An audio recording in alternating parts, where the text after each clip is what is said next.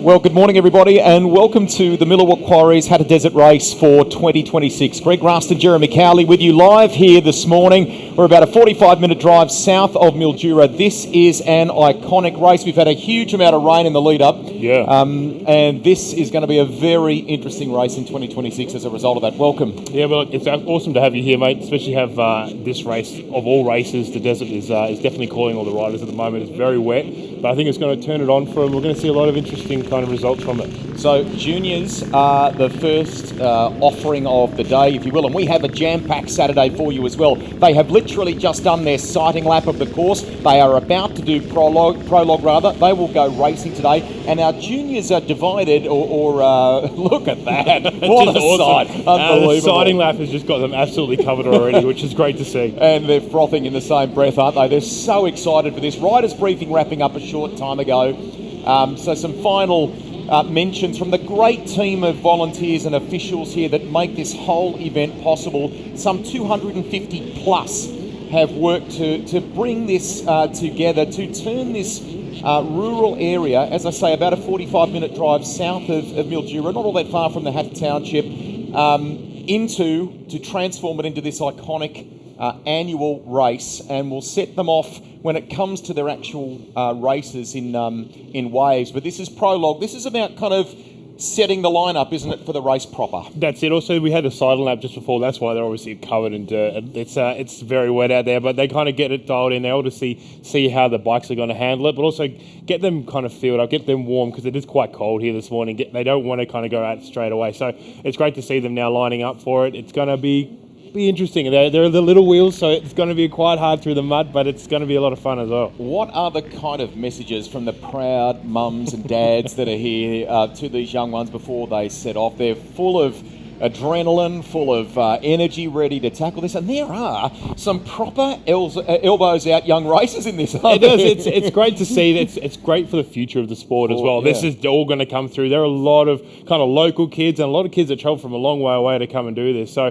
it's great to see that hunger, and then they get to hang out as well with their pros and the guys that they will look up to as well. From as far away as West Australia, yep, where you were originally from. Yep. We weren't all that long ago in terms of the dirt bike racing community in Fink in Central Australia. We've got people that have come from that part of the world. Absolutely, too, don't we? Yeah. It's crazy, and Victoria obviously holds a lot of the riders that come here, but it's great to see that it really does spread all the way up to far north Queensland. There's a few riders from there as well. So you'll know Jeremy Cowley, of course, from the iconic Dirt Bike Burrito podcast. He's a regular there. Lots of great interviews in the lead up to this race to talk to some of the stars who'll be in action tomorrow for that grueling almost 4.5 hours of competition. But today we sort of celebrate the juniors at the beginning of the day. And as Jeremy said, small wheel, big wheel. We'll talk to you about some of the age brackets or divisions within that, if you like. And then as the day progresses, there'll be a sighting lap for the stars that'll be taking place tomorrow. That huge contingent that'll be in the main event tomorrow. There'll be prologue for them, and then something a little special to kind of conclude the day, and that is the top 10 shootout. A lot of pride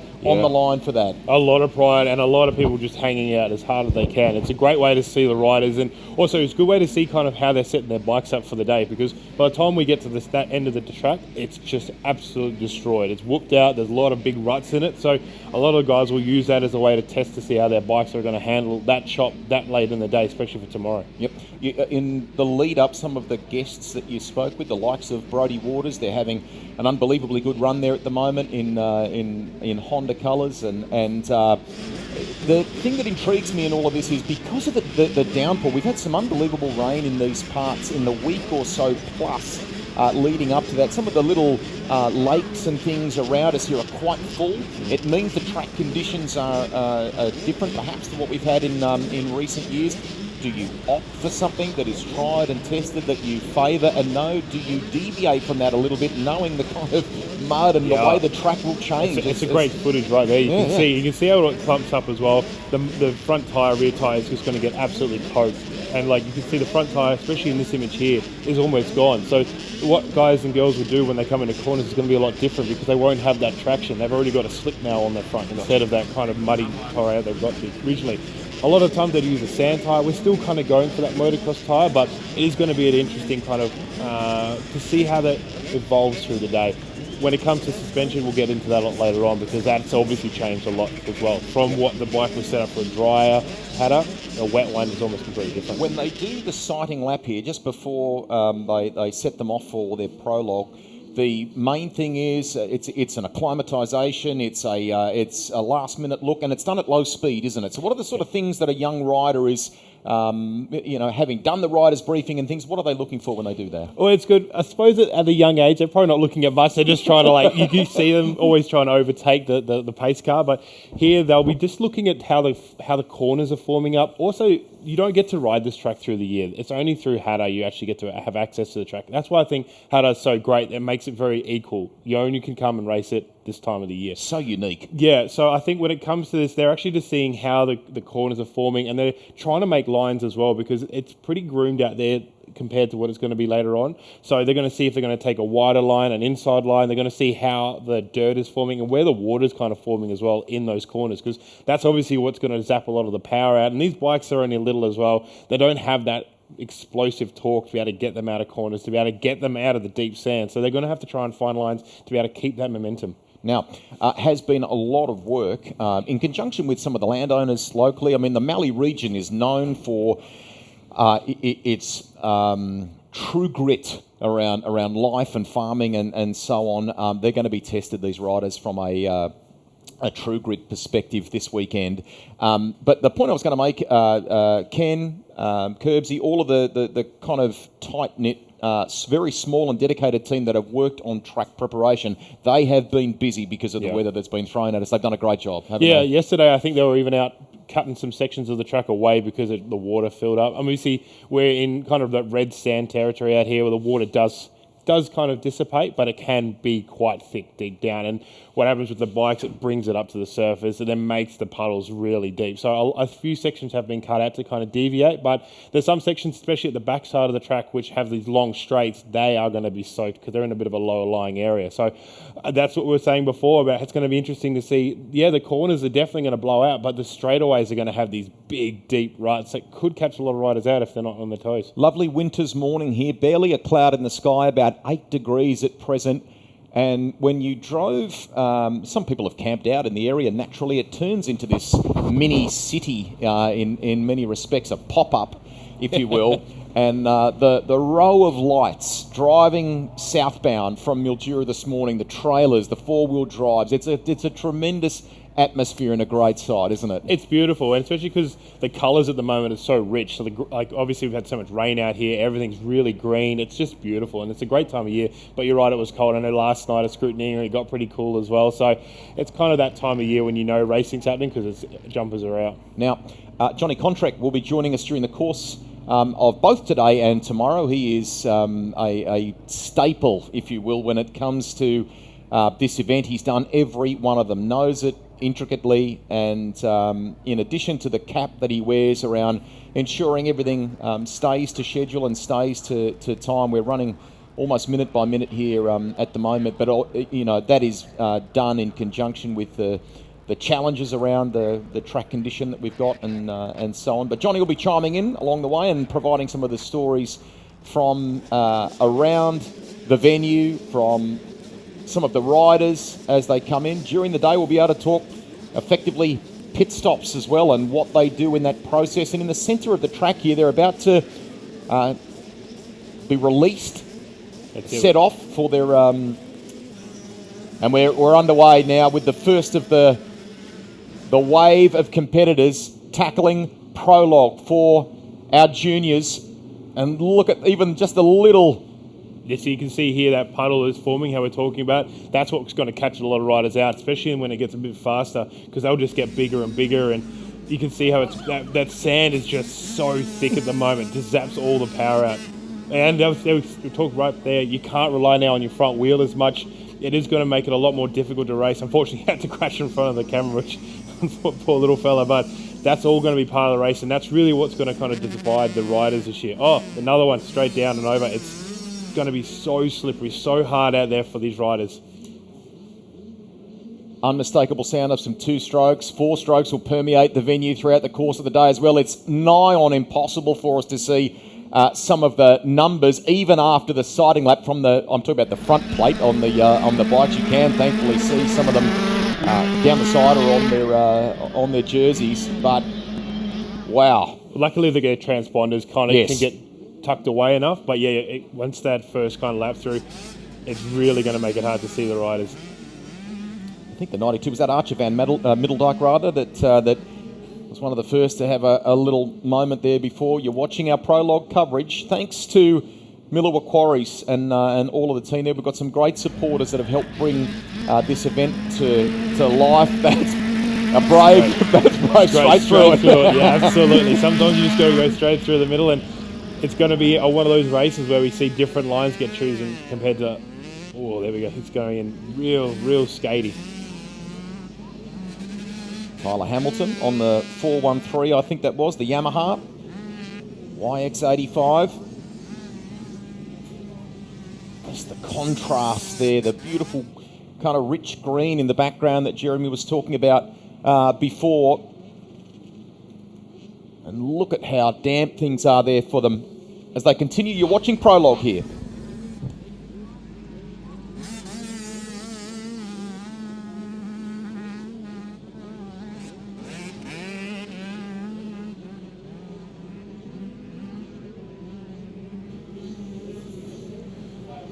We could see in that footage before, you could really see lines start to be formed in the track, which is interesting as these are only very little bikes and they have very small wheels compared to the big ones, and the power's not there to deliver such a big rut. So it is interesting to see kind of how that dirt's forming up. Usually when it's drier, obviously the ground's a lot harder. It gets a lot more things called square edges, which we'll get into a bit later on. But here, because of that moisture in the ground, we're going to see some pretty big ruts forming even before the seniors take off. This is going to be, I mean, as you say, the more use that it has, look how, just to get drive or traction there is a little struggle, isn't it? Picking a spot, picking a line is going to be a thing, isn't it? Well, you're going to definitely be choosing different lines than you may be comfortable with. And also there's things like cross-riding where your back and front tire may not be on the same page and they want to go on different ones. And that's a big problem out here, especially when the dirt gets really soft like this. You're going to get cross-rided, which causes some big crashes. And it's all about trying to make sure your weight stays as far forward as you can going into the corners, transitioning into the back to kind of get that drive.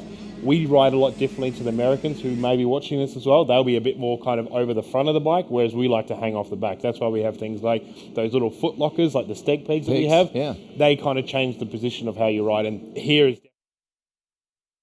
going to be key to get through. Saw the 117 of Damien Middlemas there a minute ago. That's Job Howard, I think, on the 53 of the Gas heading off there. Now, this avoiding, they've taken the option of avoiding that little slightly drying pool of water to the right of us in terms of our viewing point. 53, that's Job Howard we were talking about before. Just looking for confidence there on the turn in, hey. I mean, and it's so tricky because you've done the sighting lap, admittedly. Now you're trying to apply more throttle, more speed. As you saw him, he kind of came in and gave that throttle a bit too late. With these little bikes, the power delivery is really violent. Like, it comes on really hard. We talk about power band and things like that. But these little bikes, I mean, they've got probably more power than some of the 250s out there as well. They are absolutely dialed. But at the same time, it's all about getting them down. And the small wheel does hinder that a lot. Here you can see kind of they want to choose out wide to get away from that throttle because it will zap a lot of the power out of these little bikes. It will struggle to get through them. Also, they just don't want to have a come off now. It's going to be hard. And the big one later on down the track is going to be making sure the bike doesn't fill up with mud to overheat. Yes. That can definitely happen here. The exhaust is going to get completely coked. It's down no one. Another one. It's going to be that corner. That basically, since we've been underway with the first of our waves of Prologue for the juniors, that has really been the tricky corner so far, hasn't it? Well, it's the first real tight one as well. Like, we come through some nice sweeping corners. That's the first one they're really going to see how that sand plows up. A big part of this sand is when it gets wet, it rolls. It doesn't just slide, it kind of rolls. So what happens is your tyre will really kind of, unfortunately, get pushed across, which wipes out your front tyre. Look, we had a crash right at the very start too. That mud is so thick. The big thing here, though, the mud doesn't clump like it does, say, in a red clay or somewhere else, the mud won't clump to the bike. It just kind of sticks and then falls off.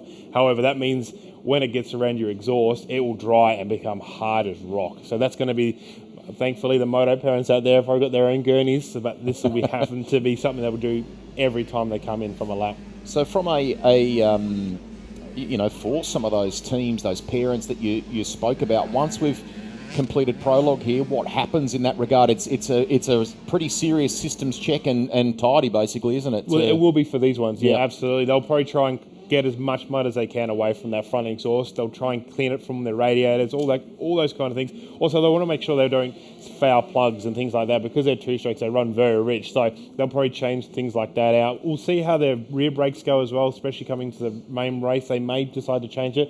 The sand here, when wet, will be very, very hard on gear, so I know the pros will probably change out their chains, they'll probably change out brakes pads, things like that, because there's a lot that needs to be done in regards to making sure the bike lasts the full day. And so the juniors, they may go for things like that. And they may even change things like hand grips as well, because they'll get absolutely soaked and they just won't dry out. It's those little things, isn't it? I mean, rider comfort is so important on a day like today, but there is a level of just, grin and bear it. Just get through it, basically, and try and look after the body, look after the bike as much as possible. Use some smarts on a day like today. So the Prologue course, the distance is probably, what are we talking, around the 7K mark. Once we get into the racing, for junior little wheel, I think the track length is roughly 15 Ks, and for the big wheel, maybe 23, thereabouts. That's it, yep. And obviously we have the governing body in Motorcycling Australia overseeing things here. But the track work that has gone on here, and it's required, as you can appreciate, because the rain has meant that some aspects or some parts of the track have been more affected than others. It's required some last-minute changes. So to the landowners and the people that are involved here to make those switches to enable us to keep the correct distances and for the race to happen, we're enormously grateful. But everyone's in the same boat. We're all coming into it kind of blind in that respect. Well, you're right, and it's not just about kind of making sure the race complies to all the MA regulations. It's also make it so the riders have something to enjoy as well, and push them as far as they can, because it's not all good about having an easy race, and I don't think a lot of them will today, but it's also about pushing these riders. And I mean, the level of riders over the years has got so high because of races like this. I think we've got so many juniors now who are racing overseas. I mean, we've got the Champashiras, things like that, who've just absolutely come all the way through the ranks and nailed it. I think this is a reason for it, because Hattah and other races like that have just kept pushing the boundary of what riders can do. Love it. 715 we saw there on the replay a moment ago. Leland Myers aboard the Yamaha. Next group are being sent off here at the moment. It's also great to see these tracks, because you can start to see how it's forming up. The small wheel track is obviously its own entity as well. The big wheel and the seniors have a larger track to go around. So you'll see little sections come in and out. We're seeing that sand really start zapping the power of the bikes. You're really seeing those bikes. Look, we're looking at them paddling. We're looking at their feet down. That means it's getting deep. I mean, there could be a point where we're watching riders go through where their pegs are scraping, because those ruts are just so incredibly deep. Unreal. Crazy. 56. Ash McPherson aboard the Husqvarna. I want to say a huge thank you to the Live It Live team as well, and to Toph, who's directing for us today, to bring you those live stream pictures and the amazing drone shots that have become in recent years the trademark, haven't they, for this event, in terms of the way that we cover it. They will, when the racing proper happens, disappear beyond our position here in the what is, as I said before, this area has been transformed into a full pit area, and it's the central focus of the race. Well, now we're getting some footage as well from the back part of the track. Obviously, we can see all the amazing sweeps out there, kind of doing their bit, making sure the riders are safe, making sure the track's not too bad, but we can really see out there how wet it is. We can see water all through the track, even in some of the inside of these corners at the very top of the screen. That's that water that's going to get drawn up through the day, and it's going to just make for some interesting racing, especially if we look on the left hand, the middle of the screen here, we can see that kind of colour. We can really see that it's going to start pulling out. Yeah. That's where those flat corners that we're looking at, that's what really makes the riders. I mean, Corey McMahon is renowned now for being one of the flat track specialists out here, and those flat corners really bring it in. But those flat corners are going to go away if those ruts really form up. Whoa, he was all into it. All the berries, all the day. That was awesome. Full beans. We love it. It is hard. It is a handful for them, but they're so pumped up for this moment. Kind of 12 months in the making for many of them, isn't it? And wonderful night last night at Red Cliffs for the big teams and the stars of the show to do some autographs, and the turnout was amazing for scrutineering for all of the competitors. And these are the young ones, and that's down. Yeah. It was a bit too much on the throttle before, but the technique he's got, his dad has taught him so well to be able to lift that bike up because it gets heavy. That was a beautiful work. Nice work. Tyson Munro aboard the Kawasaki, the KX65. Get it going again if we can. And away. Oh, that was beautiful. Good. Tenacious. We like that. It's great as well this year. We're not going to have the dust. So, I mean, that's great for us for viewing. A lot of people on the track are really going to love that part, but it's going to make it for one absolute slot fest. And you can see at the start, those little wheels are just carving it up, just absolutely making a massive mess, which is great. It's going to make it great for the big bikes when they come out. It's so important, obviously, from last year to make sure that position that you finished last year is going to set you up good for the day today. The whole lap, particularly, I mean, you just tell the way then that because it's choked with mud, the wheel doesn't necessarily want to bite and turn that unnerving, like a circuit racer would call it understeer, and then this kind of happens, doesn't it? You know? Yeah, we call that tucking the front. It's because your front just kind of washes out in front of you. It's really hard in this stuff, and you saw him, he kind of backed off that throttle to try and balance the bike out. Sometimes with this kind of, especially this mud, you've got to hold the throttle on. You've got to use as much momentum as you can to drive that bike through. Otherwise, you'll see what happens. That front tyre will dig in and absolutely push you into the ground. Momentum is your friend, basically. Momentum. That's the key, which is a very hard thing to tell your brain and your wrist to do the same thing at the same time. So sometimes it doesn't work, and unfortunately, he'll learn that this weekend and make sure he holds it on the whole way. The 588 that we saw there was Sonny Glenn aboard the KTM, the Bigfoot Civil entry. This is a great corner. This is just outside our box here.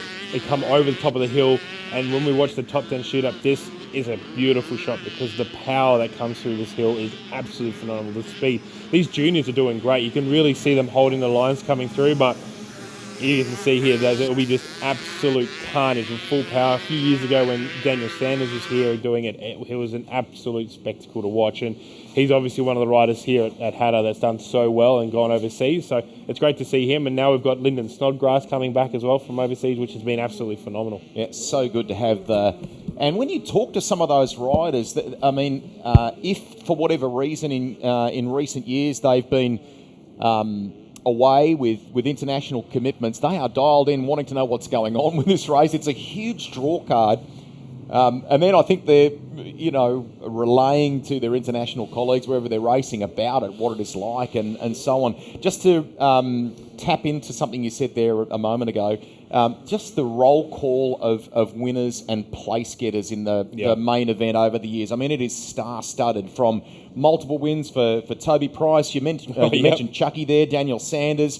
Corey McMahon is our most recent winner, and we celebrated the number one plate holder last night. Callum Norton the year before. There's some really cool riders over the years. I mean, I think of Wonka, Brad Williscroft. He had a couple of second place finishes there around the turn of the century, and then finally got that breakthrough, I think, in about 2006. So some really good names over the years. Oh, absolutely. And I mean, the names you just said, even just if you wanted to talk about the last run-up, Corey McMahon, Callum Norton, hardest working guys you'll find out there, and have had heartbreak out of here. It's always kind of been their one to miss. So to see them on the podium has been phenomenal, especially this year with Callum Norton coming on a Ducati. That's a massive talking point all through. Huge. And he managed to put that in the fourth fastest time, I think, which is crazy for a new bike. So it'll be great to see exactly what he's going to do. And also all the other riders, it's always a stacked field. They always bring so much international recognition over to race Hattah, because it's one of those races where I think a lot of people can do it and still be kind of central and localised for a lot of people, and kind of just hang out with their mates too. I think last night we got here early, and it was kind of all the pros hanging out, talking to each other, just kind of getting back to what they used to do as juniors, kind of talking and hanging it off each other. It is a bit of a kind of an equalising or humbling sort of race in that regard, but held in the highest regard by the motorcycle racing community. To win this one, is enormously special. What we're watching at the moment are the aspirants, those that one day hope to join that roll call of winners we were just talking about there before. The shots from our drone give you that sense of what we were talking about before, the pockets, the way the water is swelled in those dams, those lakes and so on that are around us. So quite naturally our track, which is weaving its way through the centre of the shot there, is damp in lots of places. You will have seen from those drone shots as well, lots of motorcycles that are placed around the outer perimeter of our course. They have lots of great measures here, the organisers, to ensure that we've always got a way of keeping track of the riders, and we've got ways of dealing with things. If there's a chain breaks and a rider is, getting them safely out of the raceway. I mean, not even that. I think we can laugh about it now, but Sam Bashir a couple of years ago ran out of fuel on the track. So there's a lot of those kind of things you don't really see.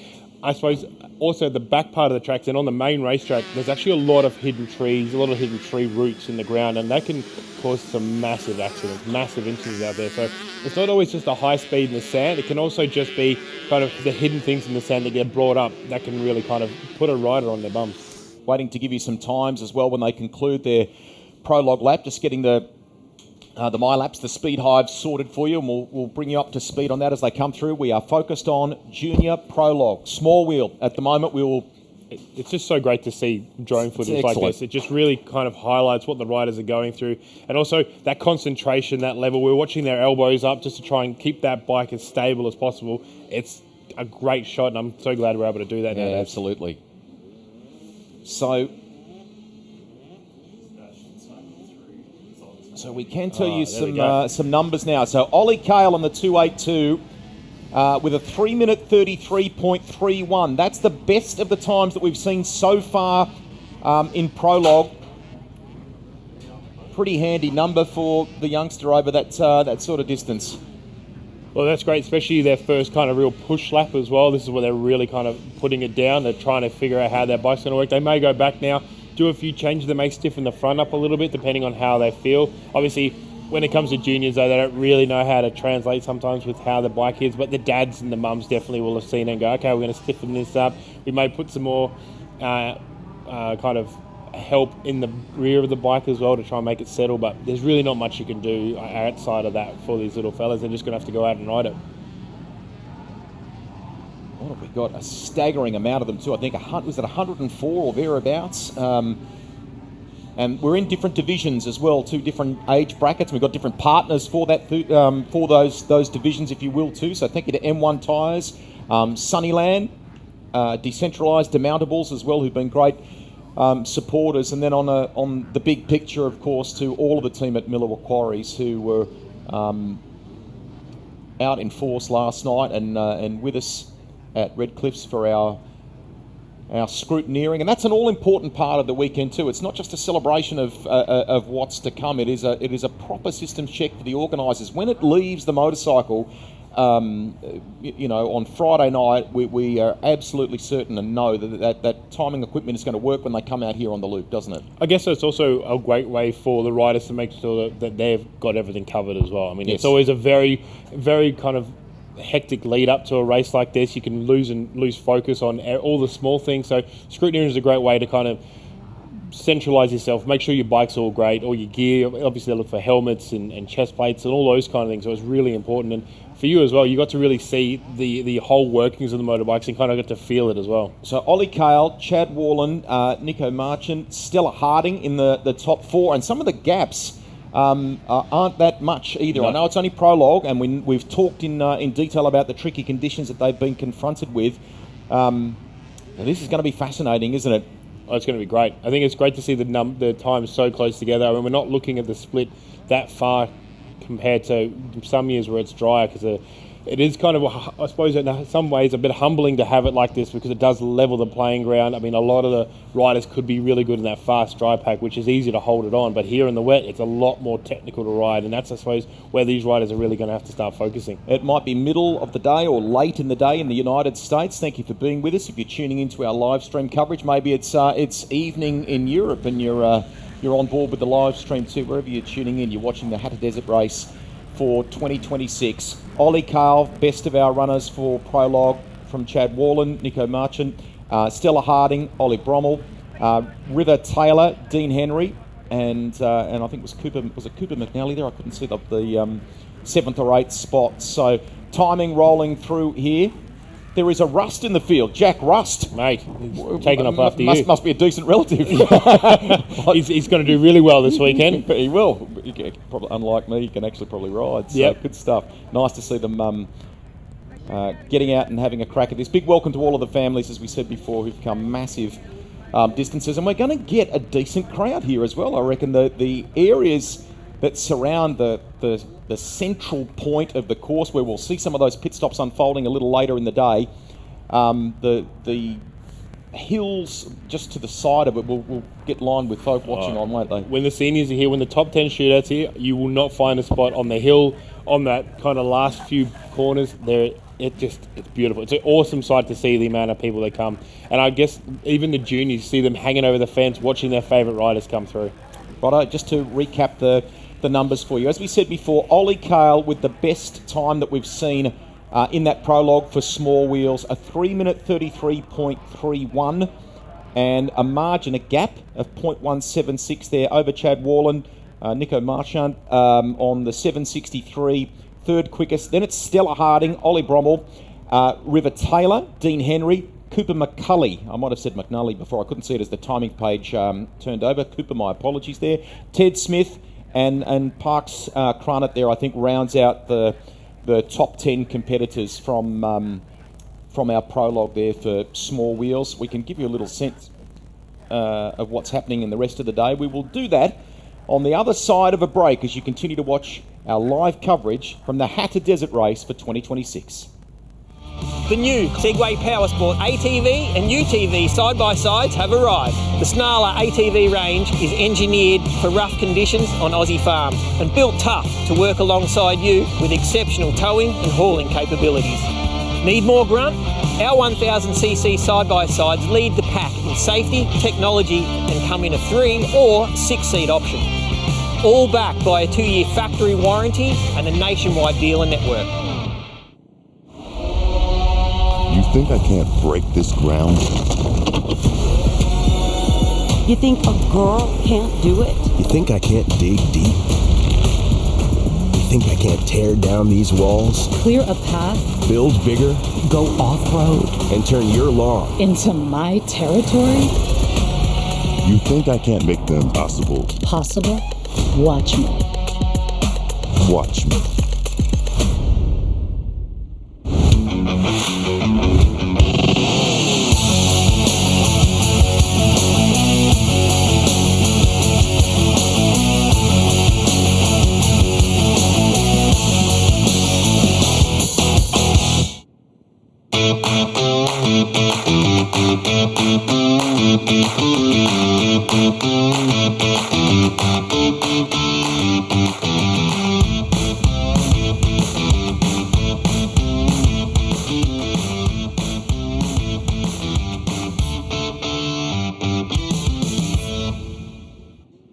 The Hattah Desert Race is something really special to this region. It brings thousands of people through our backyard, pumps millions into our local economy and gives locals access to one of the best events in the country. At Millewa Quarries, we've always been about supporting this community. We've worked in this community for over 25 years. So when the opportunity came to become the naming rights sponsor of Hattah, we didn't hesitate. We're proud to put our name on it and we'll see you out there.